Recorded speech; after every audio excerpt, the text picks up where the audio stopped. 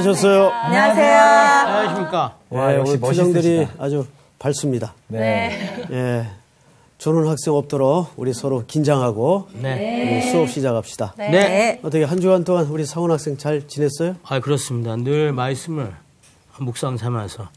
아이고, 창피해. 아이, 이렇게 얘기하려니까 너무 창피해. 네. 열심히 살았습니다. 예. 아무도 안 믿습니다. 조수희 학생은 어떻게 지냈어요? 네, 저도 잘 지냈고요. 지난주 배웠던 말씀을 기준 삼아서. 네. 오, 그래요? 네. 뭐 잘못 얘기한 거지, 지금. 잘못 얘기한 큰일 났어. 이제 어떻게. 말 나온 김에 그러면 지난주 배웠던 말씀을 겉봐. 네. 우리 복습을 좀 잠깐 하고 지나갑시다. 왜 얘기해가지고. 우리 정규 학생부터. 네. 아, 저부터 복습을요?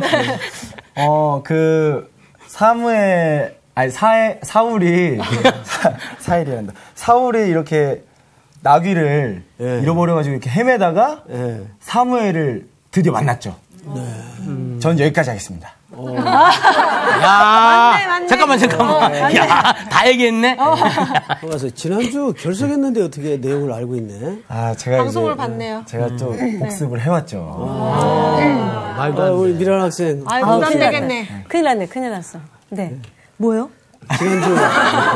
지난주 공부한 거. 아, 지난주 공부한 거. 사무엘이 있었잖아요. 네. 근데 사무엘이 있음에도 불구하고 왕을 달라 국민들이 그랬죠. 그래서 하나님께서 말씀하셨어요. 이제 거기 가면 만날 것이다. 근데 그때 마침 사울도 자기 누구를 데리고 앞나기를 잊어버려서 나왔던 길에 사무엘을 만났어요. 거기까지. 제가 이야기했잖아요. 똑같은 얘기잖아. 다르지 않아요? 여하튼 만난 내용은 끝나는 거죠. 자, 우리 반장이 마무리합시다. 아, 역시 반장님. 우선 중요한 건 구장 전체적인 내용의 그 용을 이렇게 봐야 됩니다. 요약을 해보냐면 그 베냐민 지파라고 굉장히 작은 지파가 하나 있습니다. 거기에 이제 기스라는 사람이 있는데 그 아들이 있어요. 그 아들이 바로 사울입니다. 근데 그 기스가 좀 약간 좀 집이 잘 살았던 것 같아요. 그 종이 있었죠. 그 종이 굉장히 중요한 역할을 합니다. 그 항상 암나기를 이뻐했는데 암나기가 없어지니까 기스가 아들을 보고 찾아와라. 그래서 그 동생이래. 그 종하고 같이 가죠. 근데 같이 가다가 한참 찾다가 없으니까 집에 오려고 했으나 종이 끝까지 찾아봅시다. 여기까지만 가봅시다. 해서 갔던 데가 바로 사무엘이 있던 그곳으로 가게 되죠. 마침 또 하나님께서 사무엘에게 분명히 그 베냐민 지파에서 누군가 올 거다. 그에게 기름을 부어라. 이렇게 얘기를 또 하셨거든요. 근데 마침 이게 그냥 우연히 벌어진 일 같으나 어떻게 보면 이게 다 계획되고 하나님께서 준비해 놓으셨다는 거죠. 똑같은 얘기 아니야? 똑같은 얘기인데 길게 하셨네요. 아니에요. 똑같은 얘기 아니에요. 좀 다르죠. 네. 다르죠. 제가 성수학단 선생이 된 이래 네. 가장 복습을 잘하신 시간입니다. 이야. 아, 그러니까 반장님이 드디어 6년 만에 제대로. 구장 전체 내용을 아주 요약을 잘했어요. 원래 이 구장서부터는 사울이 어떻게 역사의 전면에 이스라엘 왕으로 정치적인 색깔을 만들어가는가가 출발하는 굉장히 중요한 출발 지점이죠. 그런데 그 사환을 통해서 잃어버린 나귀를 찾으러 아버지의 심부름을 갔다가 우리 반장 말처럼 중간에 포기하려고 그랬어요. 네. 근데 사환이 여기까지 왔는데 들인 시간이 아깝지 않습니까? 좀 더 찾아봅시다. 네. 해서 사무엘을 찾아가게 됩니다. 근데 이미 사무엘은 그 사람이 올 줄을 알고 있었죠. 알고 있었고 그것을 누가 가르쳐 줬죠? 하나님이 가르쳐 줍니다. 그러니까 항상 여기서 우리는 제일 중요한 신학 사상이 필요한데 하나님의 절대 주권 사상이에요. 미물 하나도 무심히 움직여지는 게 없어요. 그런 거 보면 우리가 여기에서 보통 이제 특별히 한국 사람들이 갖는 잘못된 신앙 습관 중에 하나가 대범한 거 좋아하고 큰 거 좋아하고 확실한 거 좋아한단 말이에요.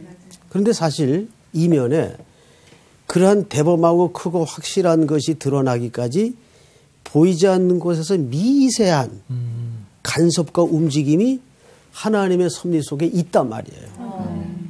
그래야 안 그래요? 우리 살아온 시간들을 보면 나 그냥 우연히 그 사람 길거리에서 만난 것 같은데 그 사람이 내 운명을 받고 그런 경우가 있어요.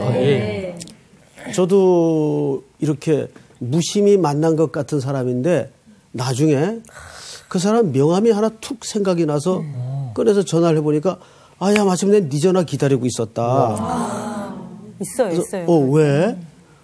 내가 이거 너한테 좀 같이 의논할 일이 있는데 만나서 얘기해 볼래? 얘기를 하다 보니까 이게 서로 오랫동안 기도하던 어떤 중요한 주제였어요. 이런 경우가 많단 말이에요. 그래서 저는 항상 많은 사람들은 대범하라 그러는데 저는 오히려 반대로 우리는 소심하게 하나님의 간섭과 섭리를 집중해야 될 필요가 있어요. 그 소심하라는 말은 쫀쫀하라는 개념하고 틀려요.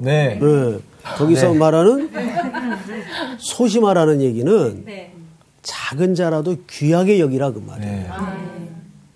미란 씨 알겠죠? 작은 일이라도 소중하게 생각하는 태도 이것이 굉장히 필요합니다. 아멘. 그렇죠?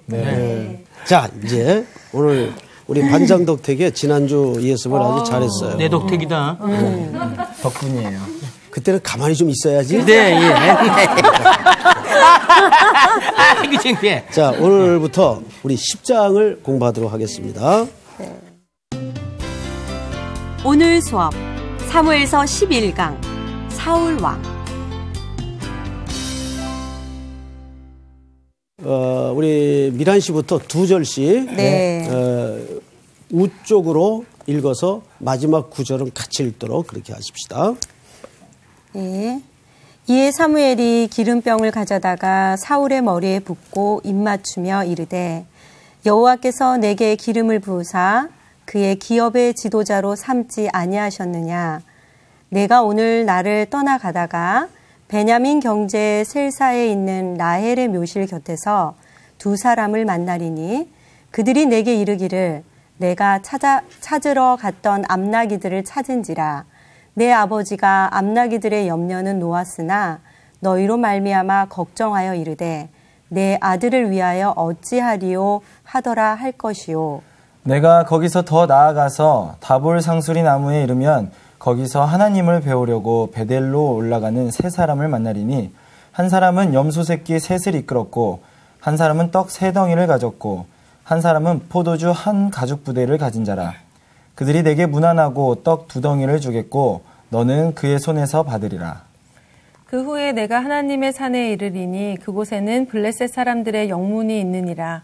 내가 그리로 가서 그 성읍으로 들어갈 때에 선지자의 무리가 산당에서부터 비파와 소고와 저와 수금을 앞세우고 예언하며 내려오는 것을 만날 것이요. 내게는 여호와의 영이 크게 임하리니 너도 그들과 함께 예언을 하고 변하여 새 사람이 되리라. 이 징조가 내게 임하거든 너는 기회를 따라 행하라. 하나님이 너와 함께 하시느니라. 너는 나보다 앞서 길갈로 내려가라. 내가 내게로 내려가서 번제와 화목제를 드리리니 내가 내게 가서 내게 행한 것을 가르칠 때까지 7일 동안 기다리라.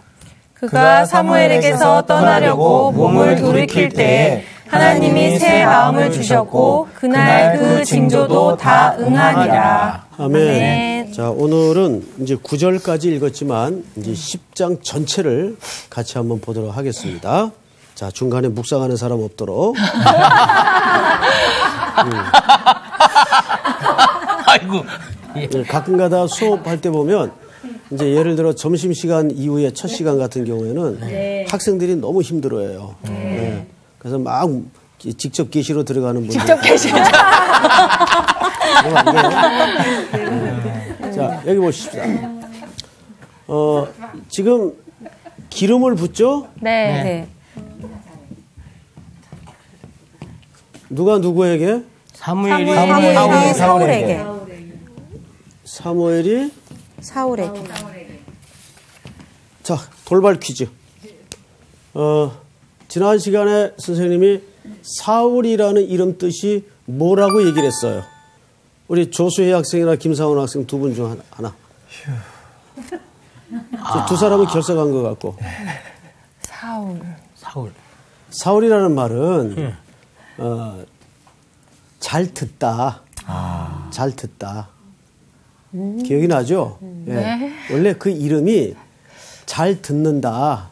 근데 사울이 사실 이름대로 못 살았죠. 네. 네, 잘 안 들었죠. 네. 잘생긴 것만 기억이 나가지고.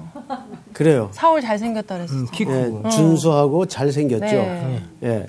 자, 이렇게 사무엘이 사울에게 기름을 부어요. 자, 근데 먼저 이 기름 붓다는 무슨 뜻입니까? 기름 붓다는 하나님의 선택. 메시아라는 말이 기름 붓다라는 뜻이에요. 메시아는 무슨 말이에요? 이거 히브리어죠? 네. 근데 이거를 헬라 말로 바꾸면 그리스도. 같은 말이에요. 네. 네. 그래서 그리스도는 이름이 아닙니다. 네. 직함이에요, 직함. 아시겠어요? 네. 이름은 예수.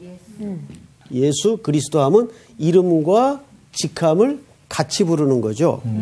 자, 그런데 이 사무엘이 사울에게 기름을 부었을 때 네. 이제 메시아의 기능 속에도 이 기능이 또 있어요. 이게 무슨 뜻일까? 혹시 상식적으로 아는 사람? 무슨 뜻일까요? 약간 세례 받는 것처럼 예. 저희가 세례나 침례 받으면은 새로 태어나잖아요. 맞아요. 그런 개념이 있어요. 예, 기름을. 예, 그러니까 여기서 정확히 제가 설명을 문자적으로 해주자면 이런 뜻입니다. 기름을 붓다라는 말은 과거의 삶을 끊고 새로운 삶의 영역으로 들어간다. 이런 뜻이 있으면서 동시에 이제 그 기름 부은 자로부터 가르침을 받는다 그 말이에요. 그러니까 예수님이 기름 부음을 받은 자죠. 네. 그래서 예수님을 뭐라 그래요? 메시아. 근데 이 기름 부음을 받는 사람은 당시에 왕, 선지자, 그다음에 제사장. 이런 분들이 기름 부음을 받았어요. 네. 이걸 삼중직이라고 그러죠. 네. 자, 그런데 여러분들은 기름 부음을 그러면 어떻게 된 건가요? 받았나요? 안 받았나요? 우리 상훈 학생 기름 부음 받았어요? 받았죠. 언제 받았어요? 언제 받았냐고요? 저 세례를 받았으니까 이제. 세례하고 기름 부음 받는 거하고 틀리지. 정지 학생. 성령님의 기름 부으심이. 그렇죠. 우리가 네. 성령이 나에게 임재하는 순간 그걸 또 다른 말로 기름 부음을 받는다. 그러니까 구약에서의 기름 부음 받음보다 더 확실한 기름 부음을 받는 거예요. 믿습니까? 네. 그래서 사울이 드디어 이제 새로운 직임자로서 직분을 기름 부음으로 받게 됩니다. 네. 자, 이제 세 장이 이스라엘 역사 속에 열리는 거예요. 네. 자, 성경을 보십시다. 2절. 네가 오늘 나를 떠나가다가 베냐민 경계 셀사에 있는 누구의 묘실? 라헬의 묘실. 라헬. 야곱이 가장 마음에 품고 이 여자 때문에 고생도 많이 했죠. 네. 예, 사랑했던 여인이에요. 근데 이 라헬이 슬픈 역사가 있어요. 그 본문을 2절에서 이렇게 소개합니다. 라헬의 묘실 곁에서 두 사람을 만나리니 그들이 네게 이르기를 네가 찾으러 갔던 암나귀들을 찾은지라 네 아버지가 암나귀들의 염려는 놓았으나 너희로 말미암아 걱정하여 이르되 내 아들을 위하여 어찌하리요 하더라 할 것이요. 자, 첫 번째 증표로서 라헬의 묘실 곁에서 누구를 만나요? 두 사람. 두 사람이요. 항상 둘이라는 말은 증인 숫자죠. 증인 숫자예요. 근데 하필 여기서 만나요? 라헬의 묘실. 그러네요. 아시는 대로 라헬은 길을 가다가 길이 험하여 죽죠. 근데 그때 산고 때문에 죽어요. 네. 그때 태어난 아들이 누굽니까? 베냐민. 야곱 부인이 야곱을 낳아요? 베냐민. 베냐민이죠. 여러분 이 베냐민 지파의 지금 사람이 누구예요? 사울. 그러니까 하나님이 이 사인은 무엇을 뜻할까요? 한번 머릿속에 영적인 상상력을 한번 묵상하면서 관찰해 보세요. 베냐민 지파가 굉장히 작은 지파죠. 그렇죠. 그러니까 큰 지파 아니고 굉장히 작은 지파지만 하나님께서 그곳에서 이렇게 약한 자라도 이렇게 택하신 하나님. 그런 측면도 있겠고 또 조수희 학생. 네, 아니 글쎄요. 지금 우리 반장은 또 장고에 들어간 것 같아요. 그러니까 그냥 왕을 세우려고 했는데 사울이 왕이 되잖아요. 그러니까 사울이 베냐민 지파한 게 되게 중요한 것 같아요. 그러니까 왜 중요해요?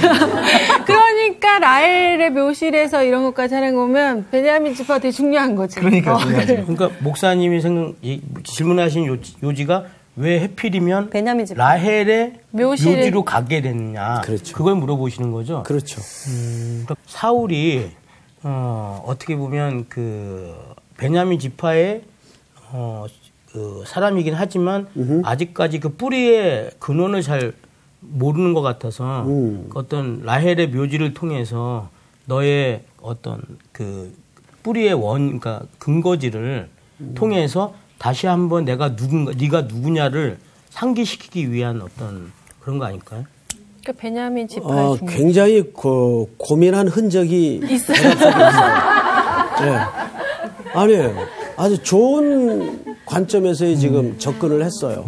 사실 이 라헬의 자꾸 반장을 놀리지 말고 여기 보세요.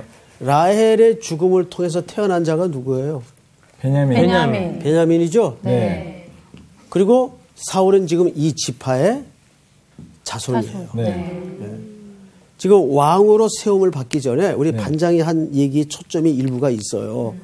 네 시작이 어떤 시작인가를 기억해라 그 말이에요. 가끔 우리 그런 뉴스 보죠.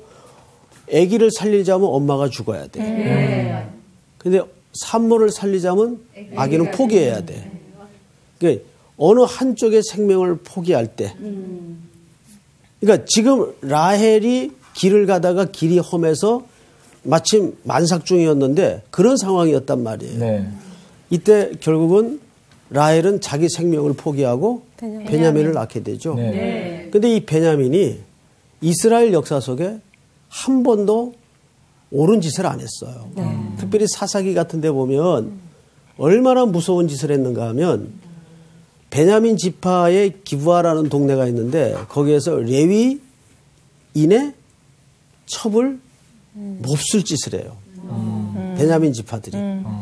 그래서 나머지 지파에서 전쟁이다 하고 베냐민 지파를 공격을 합니다. 네.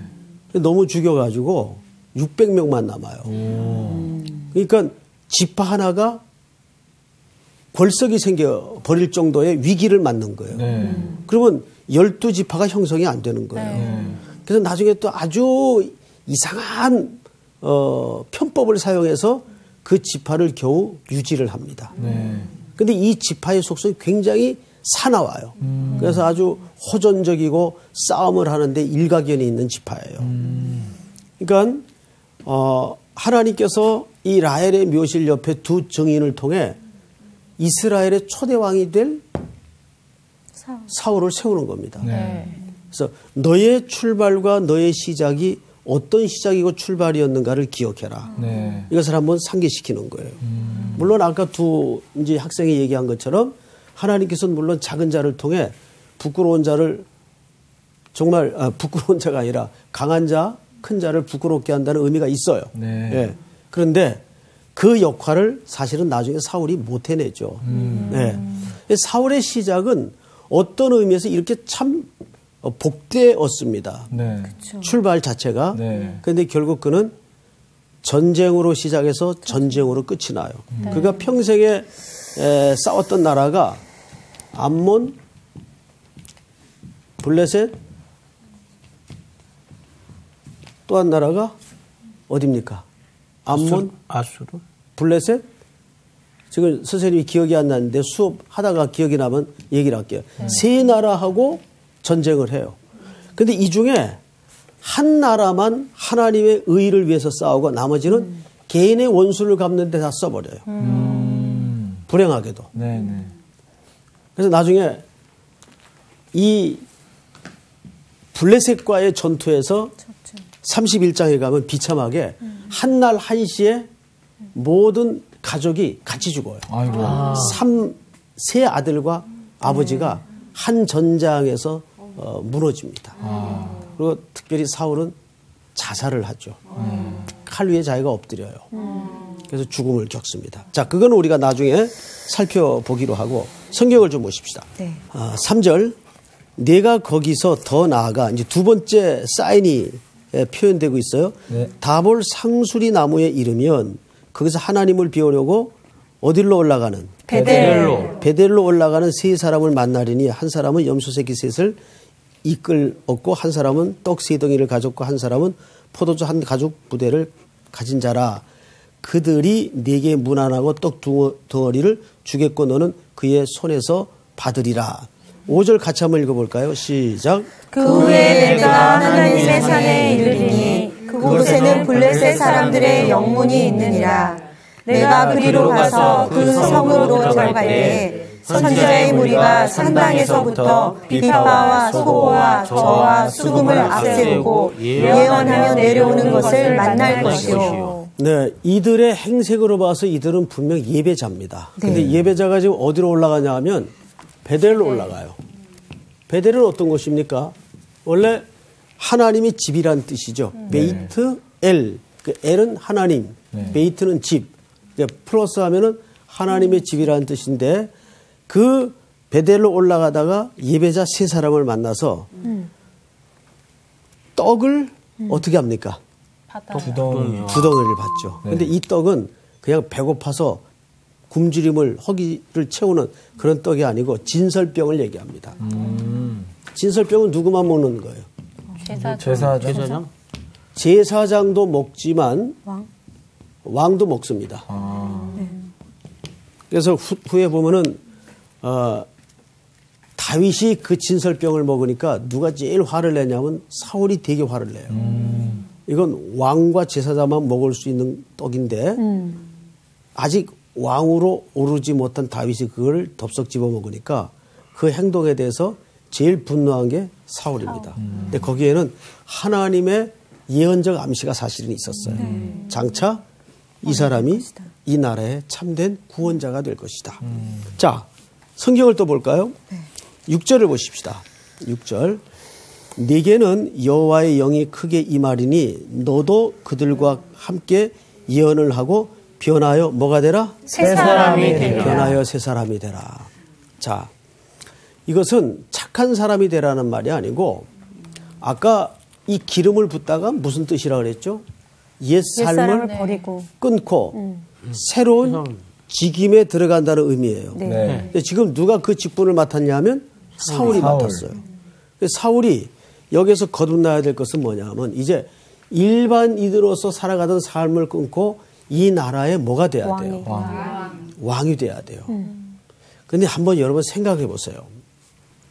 예를 들어서 아무 정치 제도가 지금 없어요.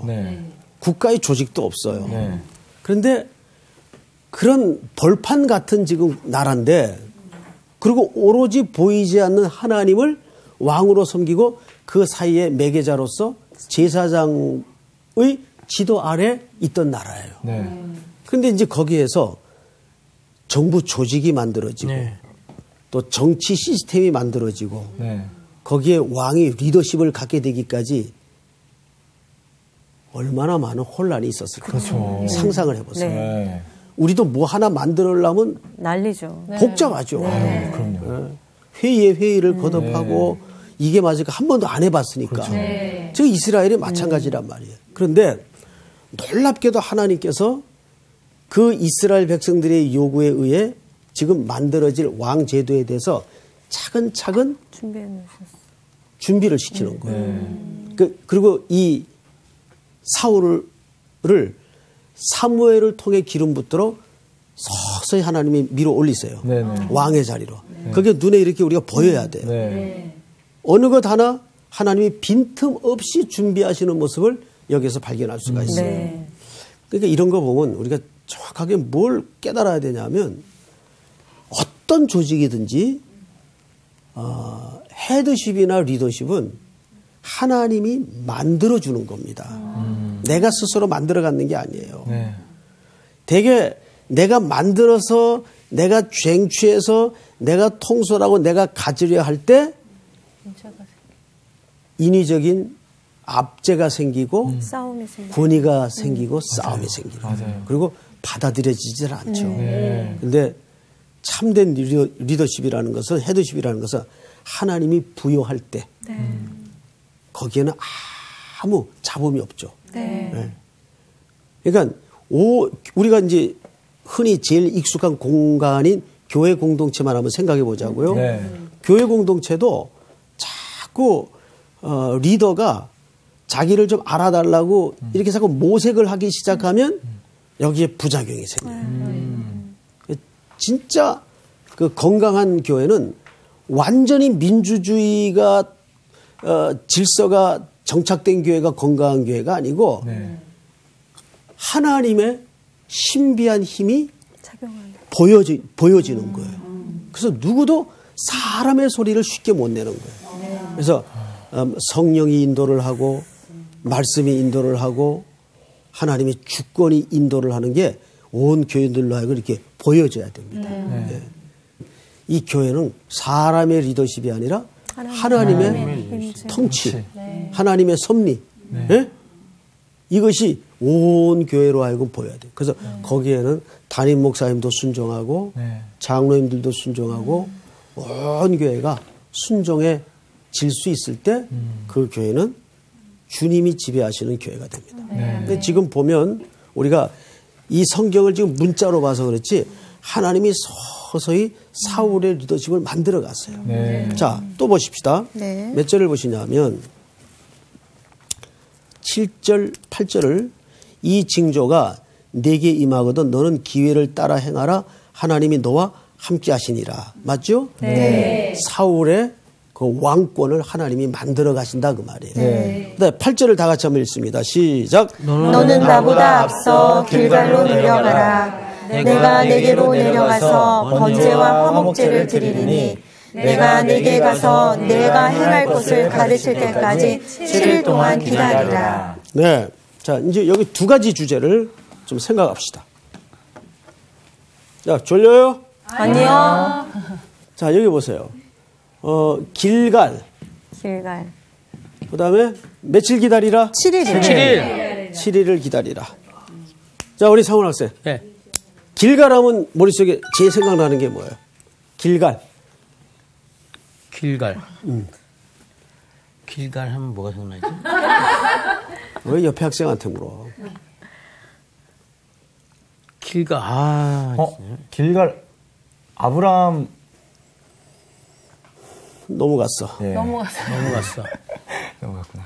아브라함이 넘어갔으면은. 자, 우리 한 군데만 같이 찾아주세요. 네. 여호수아서 5장 10절.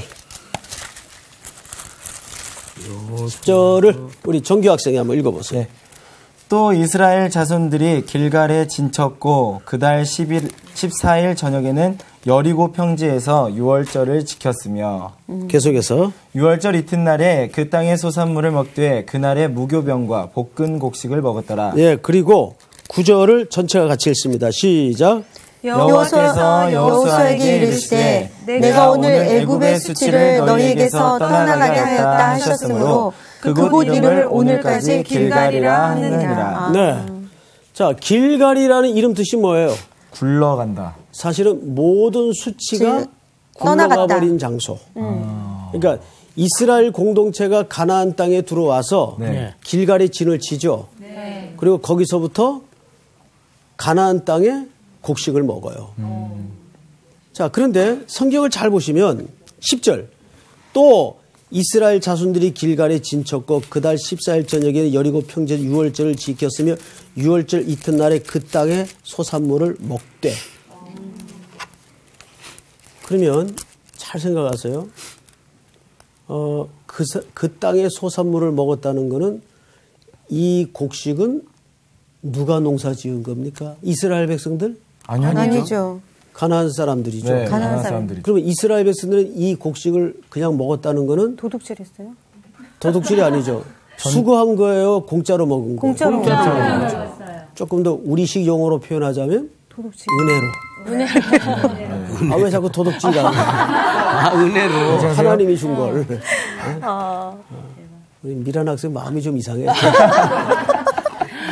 아니 남의 거잖아요. 어쨌든. 하나님이 이스라엘 백성들을 이 가나안 땅에 들이셨죠. 네. 그리고 이 땅의 모든 것들을 주셨어요. 네. 그래서 이 땅의 곡식을 먹었다는 것은 하나님이 이제 은혜로 주시는 열매를 먹기 시작한 거예요.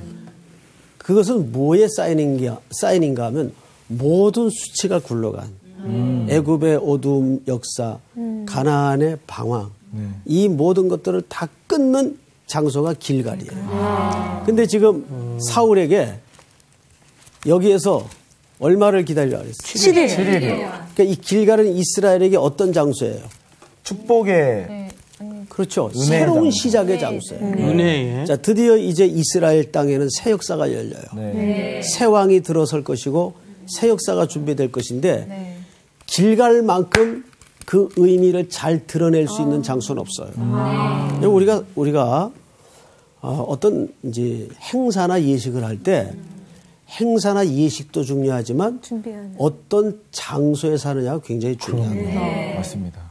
그렇죠? 네. 그래서 옛날에 우리가 그 독재 군부 정권 아래 있을 때는 그 중요한 그 민주주의의 어떤 관련된 행사들을 주로 교회나 성당에서 시작을 했어요. 주로 자주 애용되었던 장소가 명동의 성당, 또 그 근처에 어느 교회 이런 데서 성명서를 발표하고 그랬단 말이에요. 그것은 그 장소가 갖는 상징성 때문에 그래요. 예. 그만큼 이 길갈은 이스라엘 민족사에 뭘까요? 새로운 시작. 출발점. 새로운 시작의 출발점. 우리에게 그런 장소가 있나요? 우리 각각 자기 지난 시간들을 보면 내게 어떤 인생의 전기를 마련해 주었던 장소 있으면 우리는 힘들 때 거기를 한번 찾아가게 되죠. 맞아요. 새로운 마음으로. 사실 저는 가끔 그래요. 어디예요, 선생님? 저는 가끔 글로 사실 가면 만날 수 가끔 우리 가족들이나 또는 혼자서 제가 중고등학교 때 다녔던 산동네 교회를 가면 아무도 없어요. 교회 장소도 옆에로 옮겨져 가지고 옛 모습은 온데간데가 없지만 그 산동네에서 그 공장 다니면서 고등학교 복학해 가지고 처음 다니기 시작했던 그 산동네 어느 교회를 서울 시내에 있어요. 거기를 제가 가끔 가요. 힘들 때마다. 그러면 거기서 이렇게 이제 안에 이제 문이 잠겼으니까 들어가진 못하고 밖에서 예배당을 이렇게 올려다보면서 많은 생각에 젖어들죠. 그때 참 이랬는데 하나님이 너무 큰 은혜를 주셨다. 나같이 미천한 기름때로 번복이 되었던 조그만 소년을 그동안 하나님께서 여기까지 인도하셨구나. 그러면 지금 힘든 게 상없어져. 뭐 이까지 걸 가지고 내가 그랬나. 지난 험한 시간도 살아왔는데 주의 은혜로. 그런 장소가 자기 인생의 기억에 하나씩 있다는 거는 있어요. 길갈 같은 장소. 우리 정규 학생은 어디예요? 저는 군대 교회요. 저는 공군 나왔는데 제가 군종병이었거든요. 그래서 항상 새벽 예배 드렸던 제가 앉았던 장소가 있어요. 그래서 제대하고도 몇 번 가서 거기서. 너무 좋죠. 근데 공군 나왔어요? 예. 전혀 그렇지 않을 것 같아요. 그래, 전혀 그렇게. 그래서 그때 눈이 좀 작아졌는데. 아니, 공군 눈 작아도 받아요? 받아주더라고요. 우리 미란 학생. 저는 최근이에요.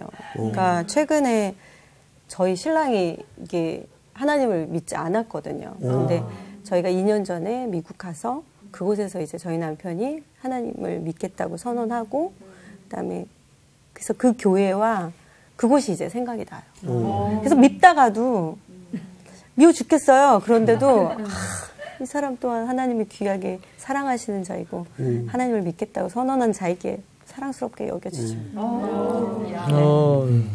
우리 수희 씨는? 저는 뭐 그렇게 인생의 전환점이 됐던 곳은 아니고 선생님 얘기를 듣다 보니까 저도 어렸을 때 지금 거기 저기 항공대학교 있는 그쪽에 살았었거든요. 완전 시골이었어요. 거기서 제가 저희 집안에 처음으로 교회를 다녔거든요. 그때는 어렸을 때라 동네 그냥 언니들이랑 같이 다녔었는데 그때 이제 부모님도 예수님을 아직 안 믿으실 때였고 그냥 뭐 그 얘기하면서 그때 뭐 그냥 아빠는 지금 뭐 목사님이 되셨지만 그때는 교회 다니는 거에 대해서 예수쟁이 막 이렇게 얘기하시고 그러실 때였는데 그때도 그때 참 그때가 좋았다는 생각이 들면서 그랬는데 지금 돌아보면 온 가족이 다 예수님을 믿고 있고 또 아버지 목사님이 되셨고 막 이런 것들이 갑자기 생각나면서 진짜 그 인생 길이 참 은혜로웠다 이런 생각이 듭니다. 그 길갈이 꼭 장소적인 의미만은 아니에요. 어떤 사건, 어떤 시간일 수도 있고. 자, 그런데 이제 마지막으로 네. 누구나 인생에 이 새로운 출발점이 되었던 길갈은 있는데 여기서 며칠을 기다려야 돼요? 7일이요. 7일을 어떻게 하라? 기다려요. 사람이 가장 안 되는 게 기다리는 거예요. 맞아요. 참 힘들어요. 그게. 이게 제일 안 돼요. 기다려. 이것만 신앙적으로 내가 훈련이 될 수 있다면 그건 최고예요. 근데도 여기는 날짜를 딱 정해 주셨으니까 그래도 기다릴 수 있을 것 같아요. 날짜 없이 기다려야 될 날짜 때 없이 기다리려면 진짜 그것도 참 근데 힘들겠지. 7일이라는 게 완전수기 때문에 어떻게 보면 그냥 하나님의 가장 완전한 완전한 기간을 기다리는. 기다리라. 기다리는. 왜냐하면 저 기간이 하나님이 가장 우리에게 고귀한 선물을 완벽하게 준비하는 시간이고 때이기 때문입니다. 자, 그런데 이스라엘 나라에 바엘리라는 사람이 있어요. 이분이 스포츠 과학학자인데 재밌는 실험을 하나 연구를 했어요. 축구 골대가 있죠. 그럼 여기 이제 그 키커가 있고 여기 골키퍼가 있어요. 그럼 보통 우리가 페널티킥이라는 거 아시죠? 그래서 쏴요. 1대1로. 그런데 골키퍼가 넘어지는 방향이 이쪽이 3분의 1, 이쪽이 3분의 1이랍니다. 이 키커가 볼을 차는 방향이 이쪽이 3분의 1, 이쪽이 3분의 1이래요. 그런데 나머지 3분의 1은 어딜까요? 가운데. 정면이에요. 근데 골키퍼는 가운데 서 있질 못한대요. 왜 그럴까요? 이쪽은 연습해서 그러나요? 그렇죠. 네. 가운데 서 있질 못한대요. 절대 심리적으로 그렇게 될 수가 없다는 거예요. 이거를 여러 차례 경기를 수집해가지고 연구를 한 거예요. 웃기다. 그러니까 이게 뭐냐면 행동 편향증이라는 겁니다. 그러니까 우리는 뭔가 내가 움직거리고 액션을 취하고 모색해야 해결이 되는 것처럼 딱딱하게 굳어져 있어요. 그래서 성경은 의외로 오히려 더 잠잠히 기다리라. 사울이 왕이 되기 전에 이 훈련이 필요했던 거예요. 하나님이 쓰임받는 사람은 하나님의 시간을 먼저 하나님의 방법을 기다리는 연습을 해야 돼요. 아멘? 아멘. 끝! 야, 여기 있는 사람 중에서 기다리는 거 잘 못하지 않아? 아니, 저는 진짜 그 개그맨 딱 되고 너무 관두고 싶은데 기도할 때마다 기다리란 마음 계속 주시는 거예요. 간두고 싶었어? 너무 관두고 싶었죠. 왜? 3년을 기다렸어요, 3년. 그렇게 하니까 뭔가 이제 시선이 바뀌더라고요, 제 시선이. 그래서 너무 공감해요, 진짜. 그래, 기다리는 거 기다려요. 진짜 힘들지. 그 때가 되면 또 가르쳐 주시겠지. 잘 기다리시나 봐요. 그럼 기다리고 있어. 아, 뭘 그럼, 기다리고 계세요? 살 뺄 때를 기다리고. 아멘. 언젠간 되겠지. 오케이. 그럼요.